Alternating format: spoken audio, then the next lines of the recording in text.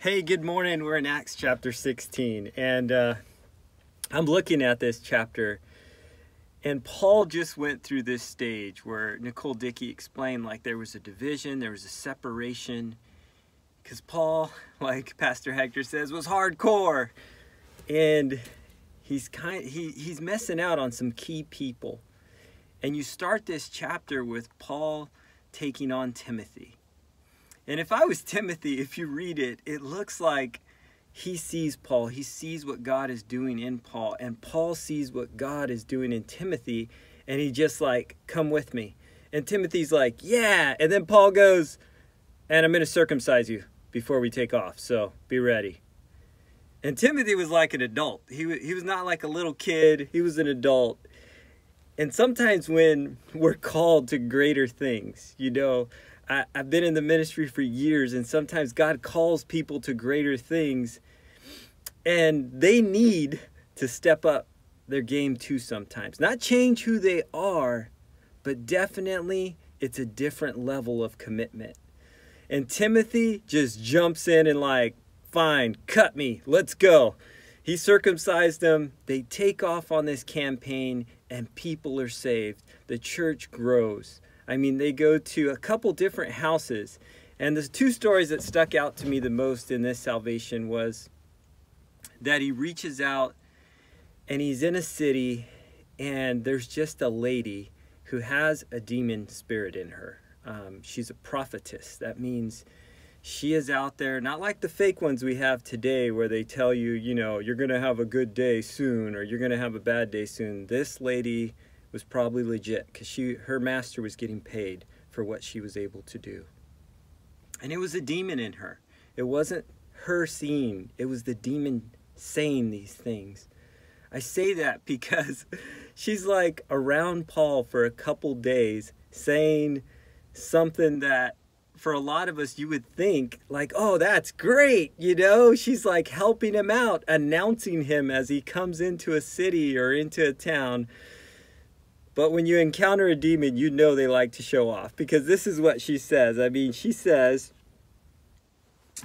these men are bondservants of the Most High God who are proclaiming to you the way to salvation. And you're like, yeah, that's a great message. She's kind of preaching for them, but she was not saying that in a nice way.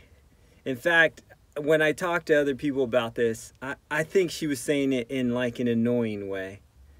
Like, yeah, they're so great. Have you ever had anybody tell you, yeah, you're so holy? I think it was kind of like that. And it comes to a point where Paul tolerates this for a couple days. I think it's kind of like it's showing Paul growing in patience and in faith. And then the day comes where that's it. It says that he was just done. He was annoyed with it, and I think it was probably kind of hindering what he was trying to do too. There are people who sometimes come into our life like this, and you're the one who sometimes has to be like, you know what, that's the end.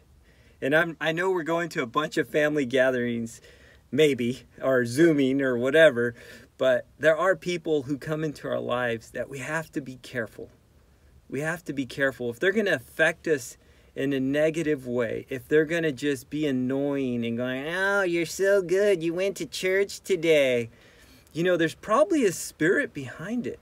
And I'm not saying they're demon possessed, but there might be a spirit behind that. So either way, Paul casts this demon out. The lady can no more prophesy. Her master is super angry and like goes, I'm throwing you guys in jail. You just robbed me from my money maker. And Paul ends up in jail, and he's got companions with him. I think the other thing you should see in this chapter is that God didn't leave him alone. God keeps companions with Paul as he grows in the faith, as he grows closer in the ministry, and as he reaches out further. God knew difficulty was coming for him, and he made sure he wasn't alone. So either way, he takes Timothy. They're in jail, and it's a pretty cool moment, because it never says like this prophetess lady was saved, but this is a different part. Lydia had already been saved. It says that God opened her heart. She received the words that Paul was saying, that God opened the heart. But this part of chapter 16 is different, because they're in jail, an earthquake happens, and the prison is like, all the doors are open, Paul's shackles are broken free. It's not like Peter, though, where the angel tells him to leave the prison, but the person in charge of the prison is like, oh man, all the prisoners have escaped. I'm dead. I'm just going to take my own life. This is the worst thing that could ever happen to me. I'm in charge of all this, and it's falling apart. He pulls out the sword, and he hears Paul's voice. Wait! We're all here. Your life doesn't have to end today. And it's crazy, because sometimes that's what we're there for. Wait! It's not over. God has more for you. And it says in the next verse that after that he brought them out and he said, sirs, what must I do to be saved? It's like God saved his life and then his soul. And that's how it is sometimes.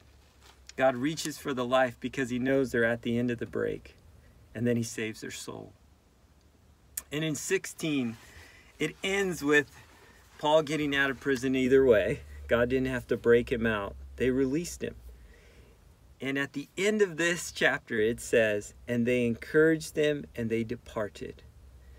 So all these people, they witnessed this. And maybe they thought, this is not good. But Paul encourages them, and then he moves on to the next church. I hope you guys have a blessed weekend. And just know, God is there with you through all of it.